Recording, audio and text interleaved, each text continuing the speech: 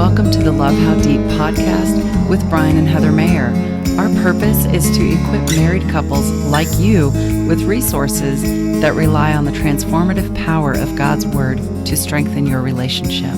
Welcome back to another episode of the Love How Deep podcast. We are so happy that you are here. And Heather, I don't know, we just love talking about marriage. And it's just, I think the podcast is probably our favorite thing to do, right? It is my favorite thing that we do. Because we're expressing some really cool things to you who are listening, but in some way, you and I are connecting and spending quality time together. So it's almost like that it's a old win-win. Cliched, killing two birds with one stone sort of thing. So and I think it's just our passion. We just want so much for all of you that are listening to this. You know, we want you to hear a little nugget that you're like, yeah, I can implement that in my marriage, and maybe you see some good positive results from it. We just love marriage. We love talking about it, and we know it's a lot of hard work. Yeah. It's the reason I don't have a garden is because it's a lot of hard work.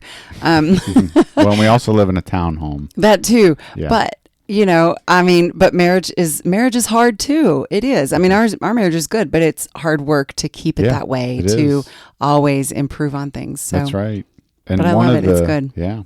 And one of the things that gets in the way of a good marriage is our emotional state. And we are emotional beings. We are actually three parts to our being. Yeah. That's how God created us. He created the physical body that we live in. He created our mind, which houses our thoughts and our emotions. Yeah. And then he created our soul, which is our spiritual being that moves on to heaven after we die. But we're going to focus today on that middle one that I mentioned. And this episode is called How to Handle Negative Emotions in Your Marriage. Yeah, because, that's a real thing. Again, it can come up for sure.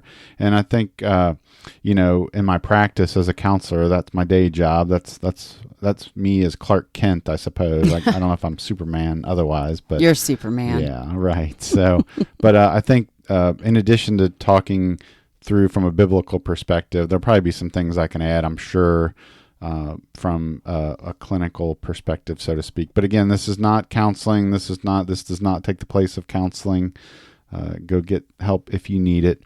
But I think this will be very helpful to you, hopefully, as you might be navigating some negative emotions. And I don't know, Heather, do you want anything else to say, or you want to kick us off? Yeah, I think that with the couples that we work with through the mentoring at church, we hear this a lot about the unhappiness, the depression, the negativity, all of those kinds of things that couples are experiencing, and it spirals out of control if you don't sort of get those things in check. And so I think that's our hope and our goal, that maybe you'll recognize some of these things and say, what does God's Word say about that? Or, what's something that I can do to sort of change that? Yeah. And one caveat I'll say real quickly is that, again, Heather and I, we truly believe that, again, we're all emotional creatures, and sometimes these things happen, and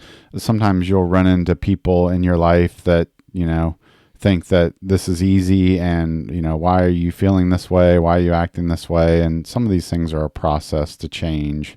And we recognize that and realize that. But hopefully, again, this will be helpful just listening to today's episode. Yeah. All right. So I'm going to kick us off on one of the things that emotions that we can experience in a marriage. And so my question is, do you ever feel unhappy or withdrawn in your marriage? Or for you personally, you're just unhappy for some reason. You are withdrawing from your spouse or your children or your friends even. And how does this affect your partner? I mean, I think that at one point we all probably go through feeling this way for one reason or another. It could be depression. It could be anxiety. It could be just one bad day after another. It could be that you're in a job that just wears you down. And when you come home, it's just, you just exude nothing but unhappiness, and you just want to withdraw from the world. Yeah. And I've seen a lot in my practice when I dig in a little bit more on people's childhoods. If something was going on growing up, there was some abuse or there was an alcoholic, parent. A lot of times people will tell me the way I found solace was I would withdraw into my room and I would just be as quiet as I could be. And I didn't want to stir anything up. Didn't want to make any waves. And then as you grow and get older, tend to maybe kind of do those same things. So that could be something that could also be happening. I think just, genetically, maybe there is depression in your family and it's just kind of, come on down the family tree, so to speak. And I don't say that to say, let's use that as an excuse or, as to be a victim. Right. Obviously we want to do something about that, but it could be that that's what has happened. Maybe there's some of that in your family tree. So, but again, lots of different reasons that might be happening. That withdrawal. It could be something that maybe your spouse is just overly aggressive and, and we'll talk about that in a little bit more in detail. But sometimes that can happen where then you take the passive sort of approach. Yeah. I think that as with everything, it can come down to communication.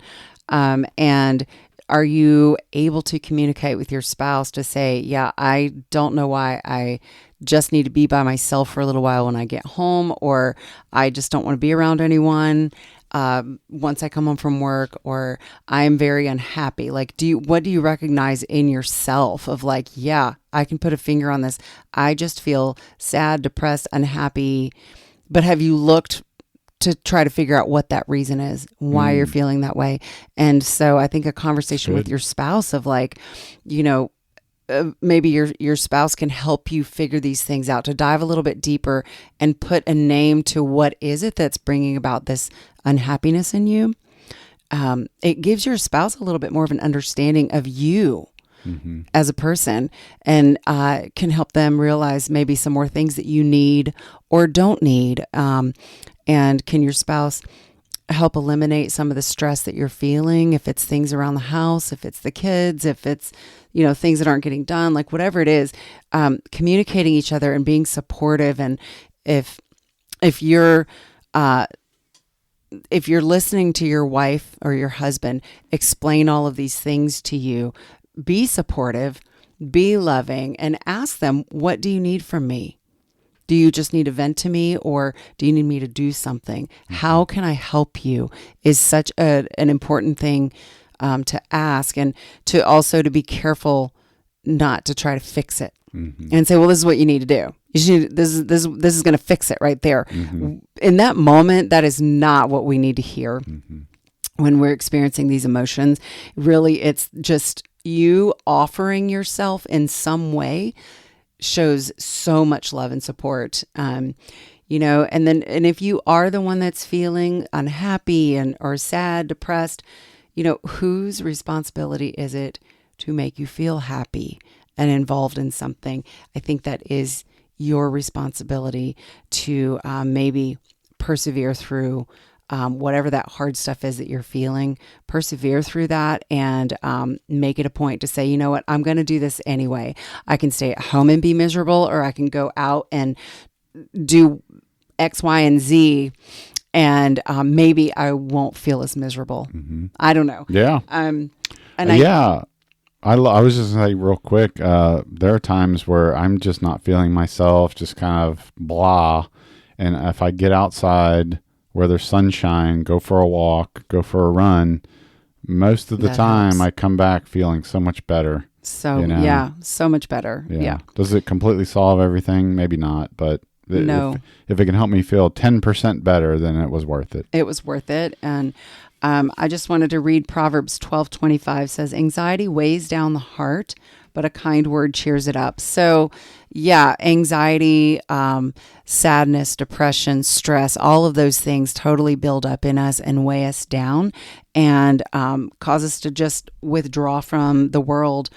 But, your spouse can be that kind word that helps to cheer you up as well. I don't know, Brian, I was thinking about, you've talked about it in your practice that you, when you have I guess people sitting across from you that are dealing with anxiety, you want them to really put a different word on what is it that's causing anxiety. Can you explain that a little bit more and to our listeners? Yeah, a lot of times we get into this place of like, well, I have anxiety or I'm an anxious person. And it's like, no, we want to just really know what is the specific emotion you are feeling in the moment. Because again, we are very complicated creatures with lots of emotions that come and go. I had read not that long ago that something like our emotional state actually changes every 90 seconds. But sometimes we don't think about that. We just think, well, I've just been anxious all day long. Well, no, maybe there was some fear, and maybe that flowed into loneliness, and then maybe that flowed into something like emptiness, or you see what I'm saying, where it's a little bit more nuanced.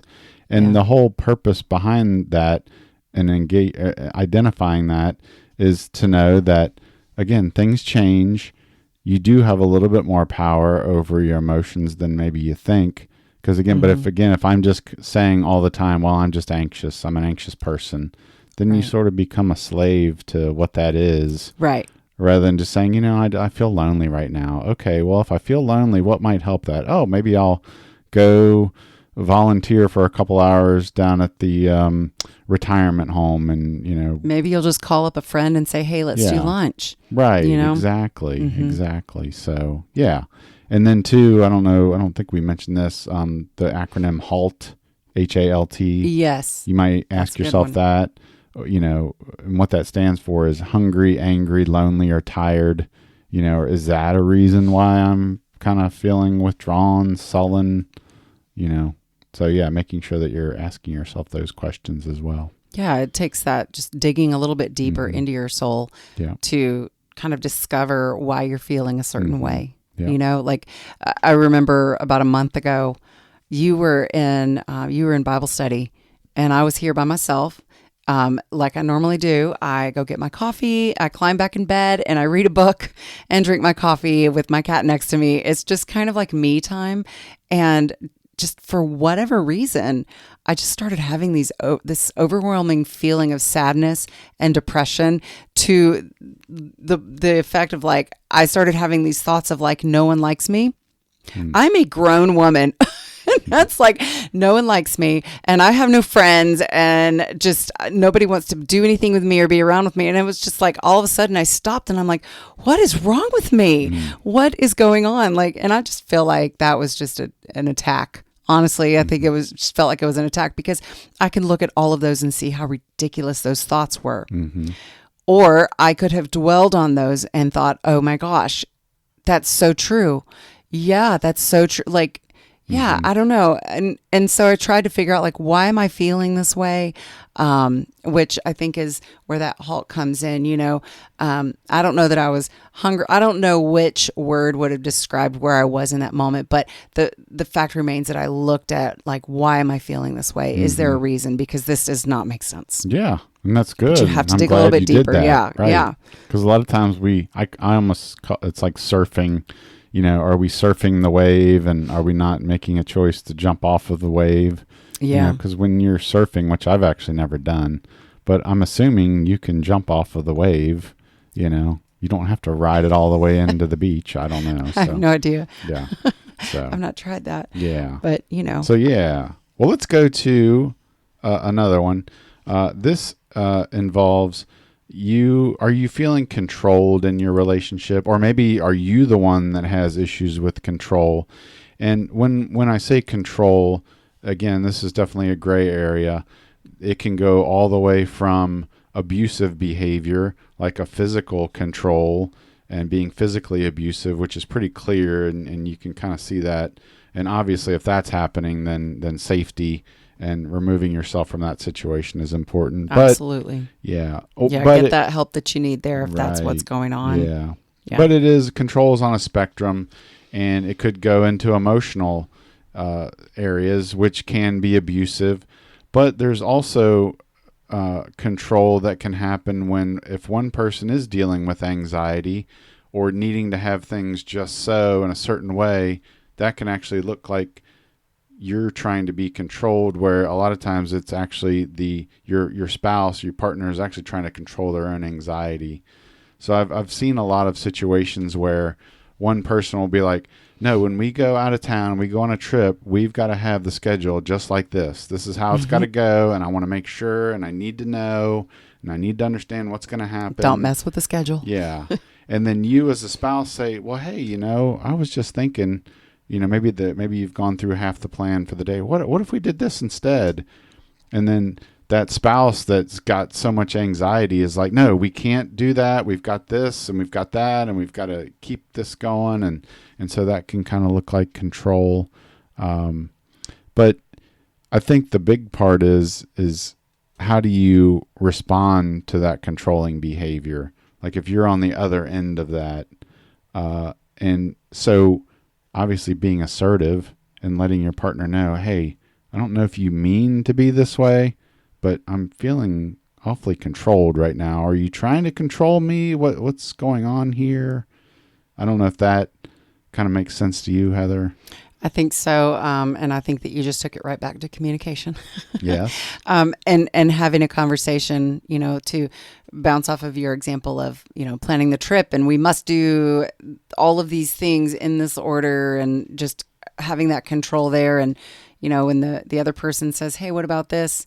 And it's shut down, there's no compromise there. And so that person does feel controlled, that what you say goes, and I get no say in this marriage, and this is not a 50-50 thing. Like, what's going on? And and I think it takes a conversation to talk about like what compromise might look like in your marriage. Yeah. Yeah.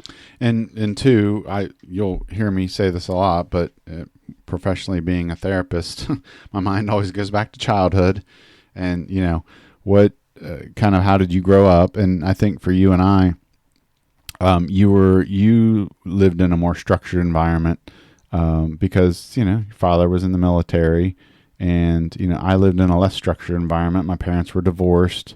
We've said this many times on the podcast, but they were probably just trying to do the best they could for themselves, and sometimes I was kind of left to kind of just figure things out.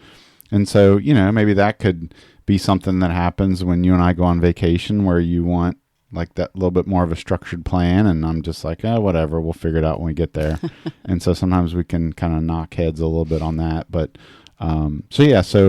but knowing that about each other, knowing that that's how you grew up, this is how I grew up, it's like, oh, okay, this makes sense. You're not trying to purposefully be a jerk, so to speak, and I'm not purposefully looking like I don't care. It's like, oh, okay, this is probably partly due to how you grew up, how you were raised. But yeah, I don't know. I don't know if there's anything else to say about that one. Did we kind of cover it all? Let me see. Yeah. I think so. Yeah. I mean, you might also ask yourself, if you are the one that is more assertive, the one that's more in control, so ask yourself that question that, is there something that scares you about not being in control? That could be helpful. I will leave you with a verse that I've found very helpful. It's in Ephesians chapter 4, verses 2 and 3. It says, be completely humble and gentle. Be patient, bearing with one another in love. Make every effort to keep the unity of the Spirit through the bond of peace. And again, I would say this applies to both of you. The one that's more assertive, the one that wants to have a plan, maybe the one that wants to be more in control. You really need this one. And I would say also for the one that's on the other end of that, yes, you need this. But again, being careful to discern, is this abusive behavior that's coming my way? If it is, then you don't need to stay in that.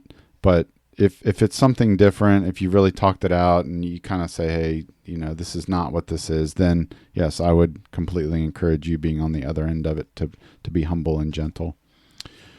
You got another one for us? Yes, I do.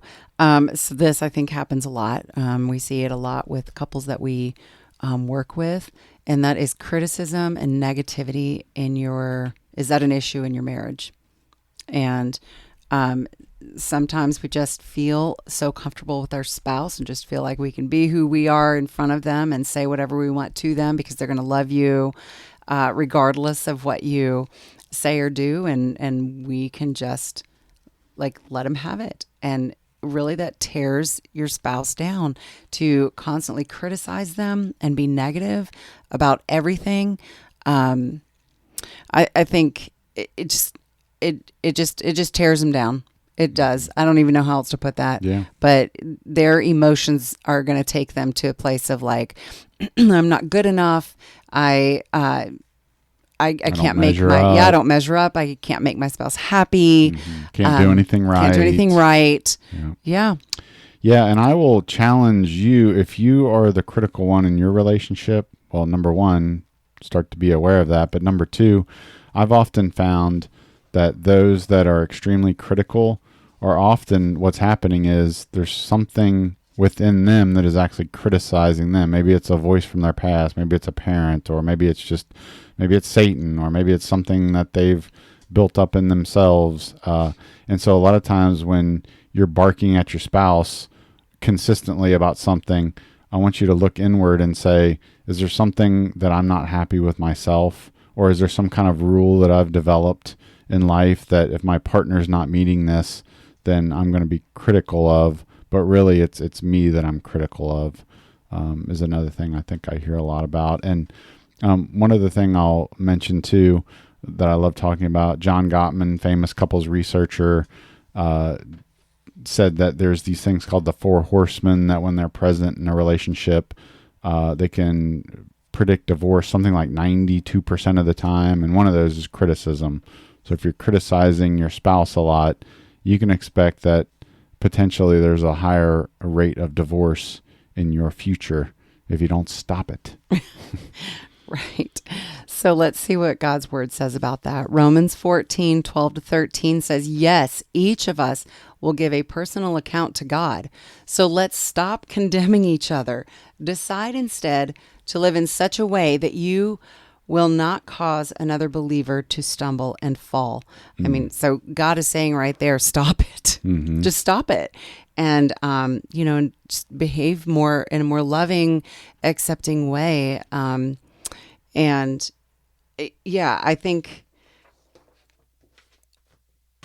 that, I don't know, sometimes there are people with personalities that they just kind of see the glass as half empty. It's not half full. It's just not even, it's almost empty, and that's just kind of the way they are. And so if that's you, think about when your spouse makes a suggestion about something to do, somewhere to go, a big purchase to make, or whatever it is. And do you immediately shoot it down? Do you have that negative kind of spirit of like, no, we're not doing that? I want you to think about that, because that can really just make your spouse stop the suggestions, stop dreaming or thinking of different things to add or subtract or do or not do or whatever within your marriage. I want you to think about that. Are you kind of sticking that cork in that bottle of your spouse and how much they want to open up to you about maybe their dreams or ideas? So if you're the one that is feeling constantly criticized and kind of put down in that negative sort of way or whatever, I want you to just stick with it and just, continue to try to open up to your spouse about that, and about, being more positive together in your marriage, and what you need from him or her. If you are the person that has that more critical spirit, you can't always, I guess, rely on, well, this is the way I've always been, because you don't have to stay that way. It's easy to just say that that's how you are, that's your personality, but it's better to say, God, change me. How can God change you? Digging into the word, finding out what he says about that and what God says about you, and then really working to, I guess, saying something positive to your spouse or to your children every day. What can you say to them every day to develop new habits? Because it's a habit to be negative. It really is, or to be critical. But it takes a lot of work, a lot of effort to change that habit and create new habits. So, I would definitely encourage you to do that together and to build each other up, to make a stronger marriage, stronger house.